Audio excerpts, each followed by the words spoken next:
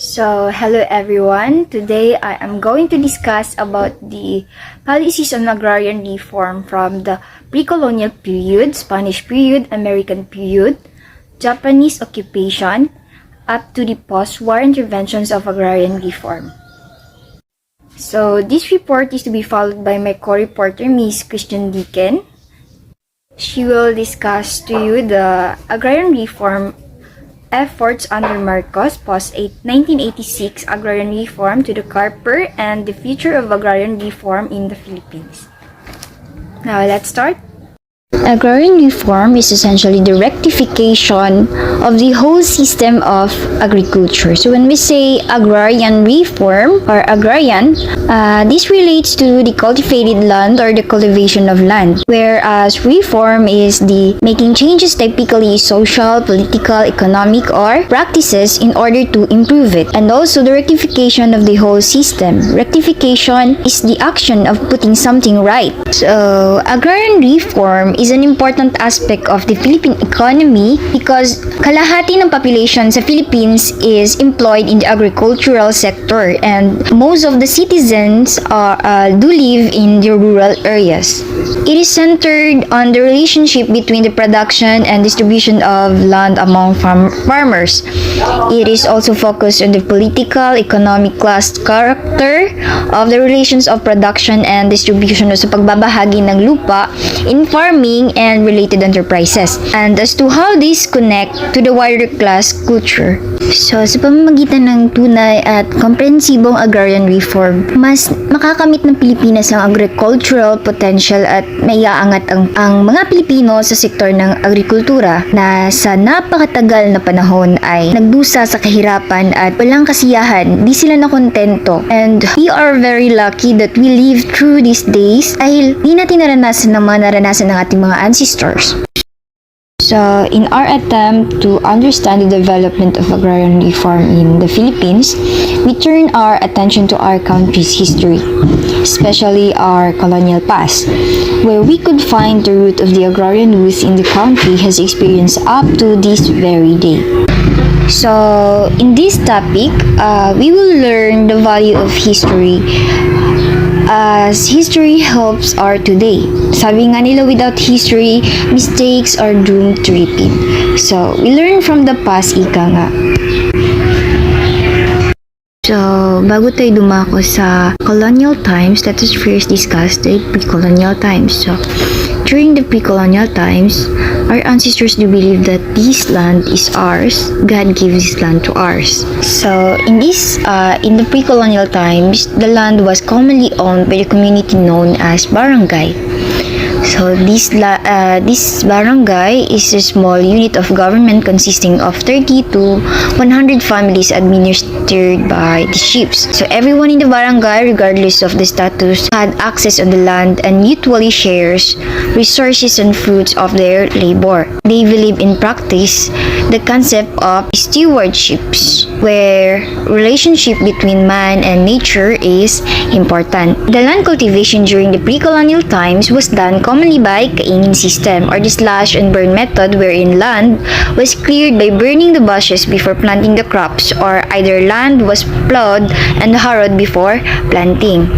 While their economic system was the food production was intended for family consumption only.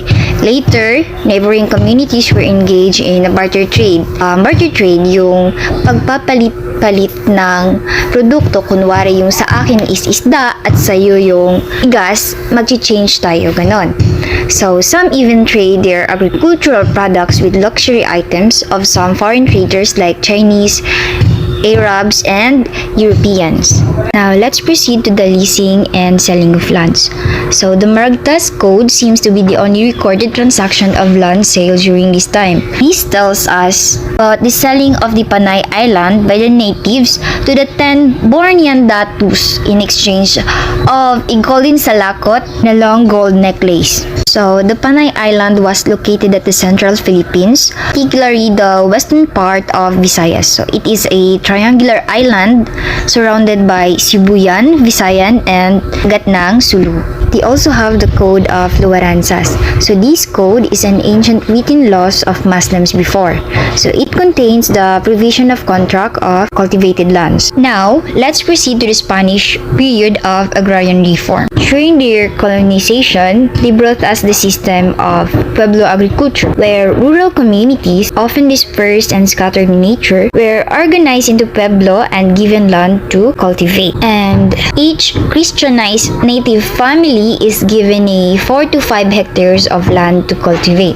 No sharecropper class or landless class existed in pueblo agriculture. So the natives were deceived. Nilin lang ang ating mga ninuno. So they were not the landowners. So by law, binigyan umano sila ng Spanish king ng lupain na pagsasakahan, where they pay to their colonial tributes to Spanish authorities in form of agricultural products they produce, as well as the encomienda system. Later on, through the law of Indies, the Spanish crown awarded tracts of land. So during the time the King of Spain was King Philip II, he issued a compilation of decree known as the Leyes de las Indias.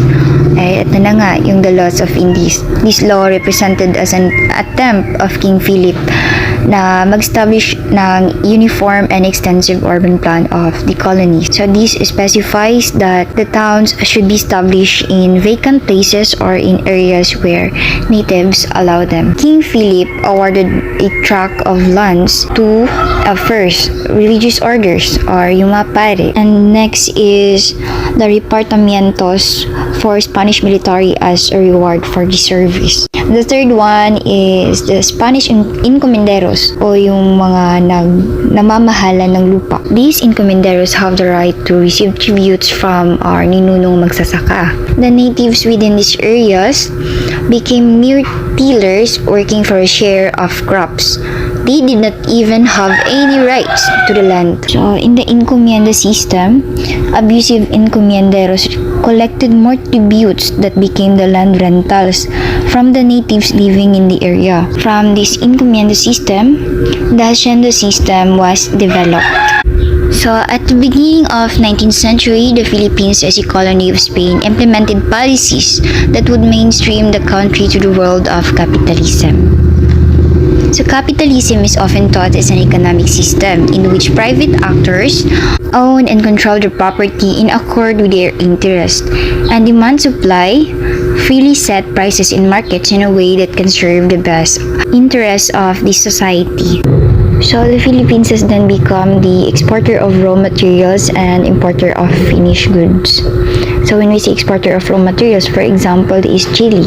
Then, nag-i-import naman yung ibang bansa dito sa atin ng chili powder. The agricultural experts were mandated and hacienda system was developed as a new form of ownership. More people lost their lands and were forced to become tillers. Now, compras y vandalas became the norm for the Filipino farmers working the land.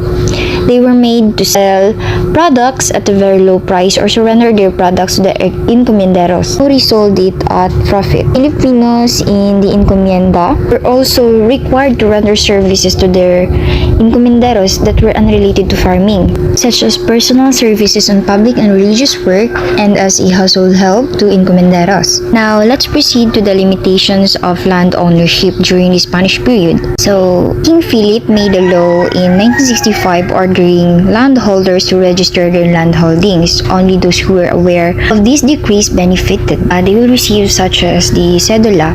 So, ancestral lands were claimed and registered in other people's names. So, sila rin lang yung may alam kasi nga hindi naman mga mangmang pa yung mga Pilipino noon. And so, they were the Spanish officials, inquilinos, and the Sikhs are the local chieftains. And as a result, many peasant families were driven out from the lands as they have been cultivating for centuries or were forced to become farmers. Now, let us proceed to the registration of land and properties during Spanish colonization. Here we have the two laws. First is the Ley Hipotecaria or the Mortgage Law of 1893, which provided the systematic registration of titles and deed as well as ownership claims.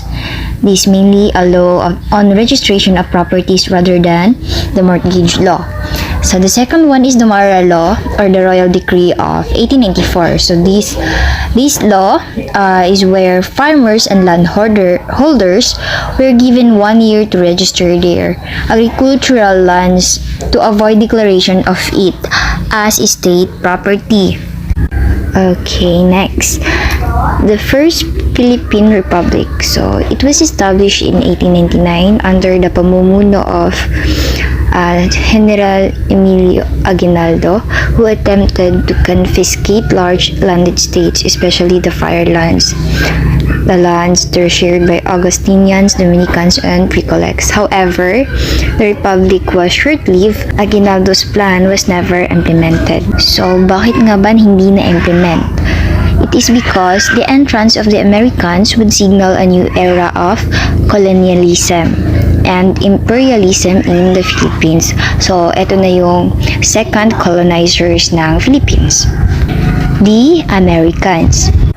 Now, let's proceed to the land ownership in the Philippines under the Americans. So, the Americans were aware that the main cause of social unrest in the Philippines was landlessness, and they attempted to put an end to the deplorable conditions of the tenant farmers by passing several land policies to increase the small landholders and distribute ownership to the bigger number of Filipino tenants and farmers. So there are 4 policies created during this colonization. So first is the Philippine Bill of 1902, second is the Land Registration Act of 1902 or Act number 496, and the Public Land Act of 1903, and the Tennessee Act of 1933 or the Act number 4054 and 4113.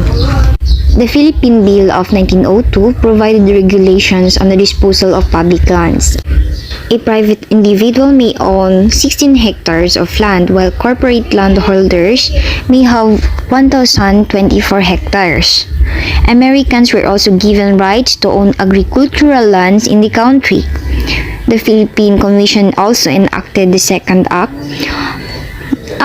number 496 or the Land Registration Act, which introduced the torrent system to address the absence of earlier records of issued and land titles and conduct accurate land surveys. In 1903, the Homestead Program was introduced, so allowing the tenant to enter into an agricultural business by acquiring a farm of at least 18 hectares. This program, however, was limited to areas in northern Luzon and Mindanao, where colonial penetration had been difficult for Americans, a problem they inherited from the Spaniards' colonization. Land ownership during American period did not improve. In fact, mas lalong lumala because walang limit yung pag-ako ng lupa and ang accessibility ng posisyon ay limitado sa mga may kakayahang bumili, magparehistro at makakuha ng fixed property titles. Hindi lahat ng lupang praile na nakuha ng mga Amerikano ay binigay sa mga magsasaka na walang lupa. Ang ilang mga lupain ay binenta o inupahan sa interes ng negosyanteng Amerikano at Pilipino. Ang maagang programa sa reforma ay pinatupad din ng walang mga mekanismo ng suporta. Kung ang isang walang lupang magsasaka na magsasaka ay tumanggap ng lupa, siya lamang ang tumanggap ng lupa, wala ng iba pa. Marami ang napilitang bumalik sa pangungupahan at ang mayamang Pilipino o hasyendero ay binili o pilit na kinuha ang mga lupain mula sa mga magsasaka na hindi kayang bayaran ang kanilang mga utang. Ang sistema inintroduce ng mga Americans only enabled more lands to be placed under tenancy, which led to the widespread peasant uprisings such as the Colorum and Sakdal uprising in Luzon.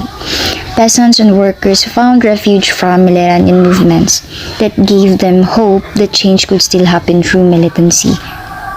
So the Sakdal or Sakdalista uprising was a peasant rebellion in Central Luzon that lasted for 2 days, from May 2 to May 3, 1935. It was easily crushed by government forces then, but This historical event tells of the social inequality brought about by the issues on land ownership and tenancy in the country.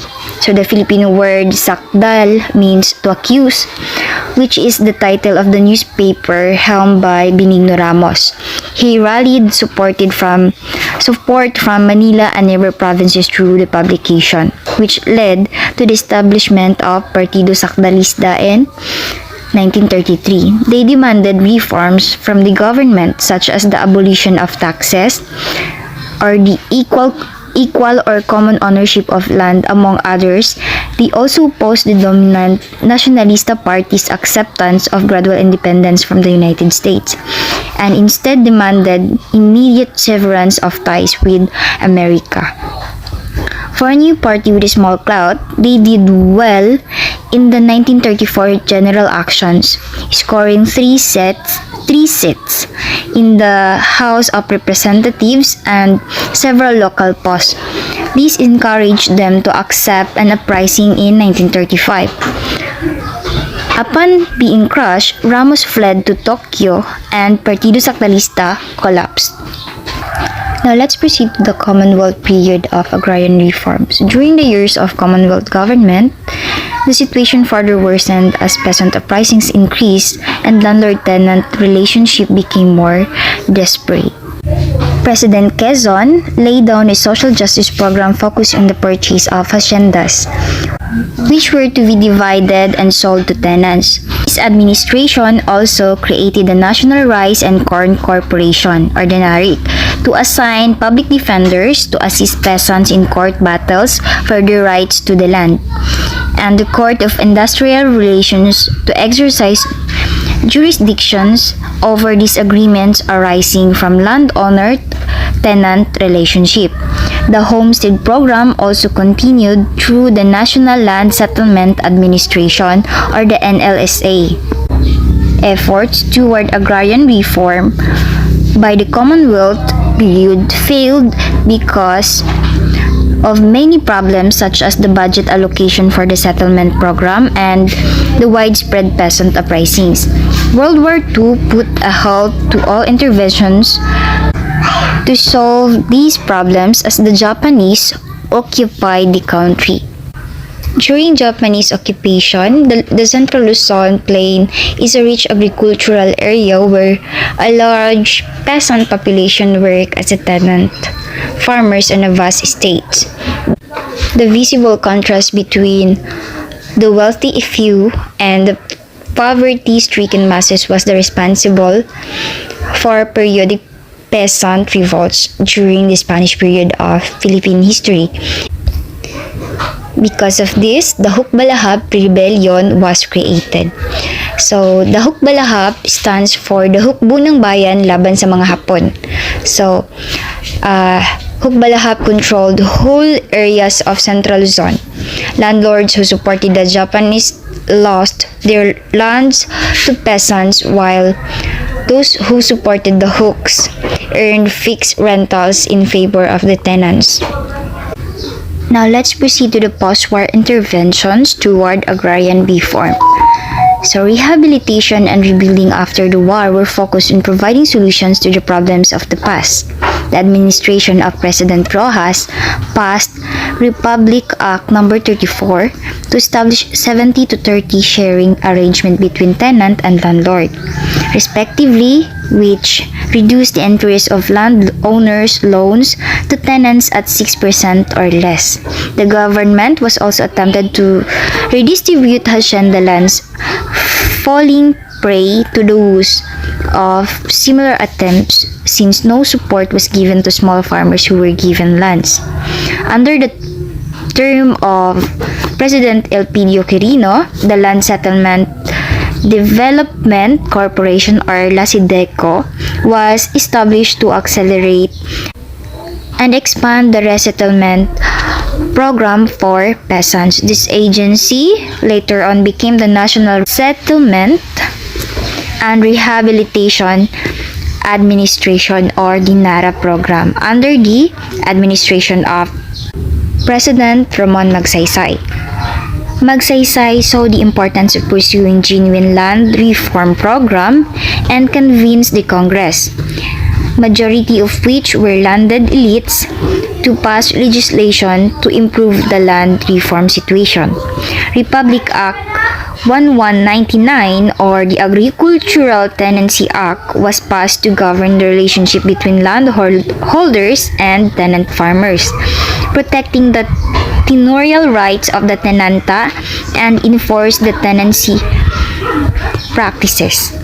Through this law, the Court of Agricultural Relations was created in 1955 to improve tenancy security, fix land rentals of tenanted farms, and resolve the land disputes filed by the landowners and peasant organizations. The Agricultural Tenancy Commission was also established to administer problems created by tenancy. The Agricultural Credit and Cooperative Financing Administration or the ACCFA was also created to mainly provide warehouse facilities and assist farmers in marketing their products. The administration spearheaded the establishment of the Agricultural and Industrial Bank to provide easier terms in applying for homestead and other farmlands. NARA accelerated the government's resettlement program and distribution of agricultural lands to landless tenants and farmers. It also aimed to convince members of Hukbalahap, a movement of rebels in central Luzon, to resettle in areas where they could restart their lives as peaceful citizens. Despite a more vigorous effort toward agrarian reform, the situation for the farmers remained dire since the government lacked funds and provided inadequate support services for the programs. The landed elite did not fully cooperate and they criticized the programs. A major stride in the reform arrived in the term of President Diosdado Macapagal through the Agricultural Land Reform Code, Republic Act No. 3844. Primary source, Declaration of Policy under Republic Act No. 3844 or the Agricultural Land Reform Code. Source, the Section 2 Declaration of Policy. It is the policy of the state.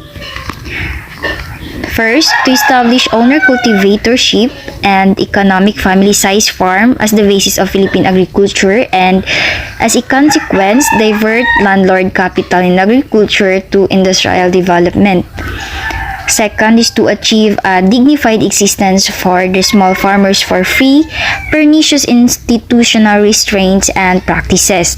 Third is to create a truly viable social and economic structure in agriculture, conducive to greater productivity and higher farm incomes. Fourth is to apply all labor laws equally and without discrimination to both industrial and agricultural wage earners. So fifth is to provide a vigorous and systematic land resettlement program and public land distribution. And sixth is to make the small farmers more independent, self-reliant, and responsible citizens, and a source of genuine strength in our democratic society. This Agricultural Land Reform Code abolished shared tenancy in the Philippines and prescribed a program to convert tenant farmers to lessees and later on owner-cultivators. It also aimed to free tenants from the tenancy and emphasize owner-cultivatorship and farmer independence, equity, productivity, improvement, and public land distribution. Despite being one of the most comprehensive pieces of land reform legislation ever passed in the Philippines, Congress did not make any effort to make up with a separate bill to fund its implementation, despite the fact that it proved beneficial in the provinces where it was pilot tested.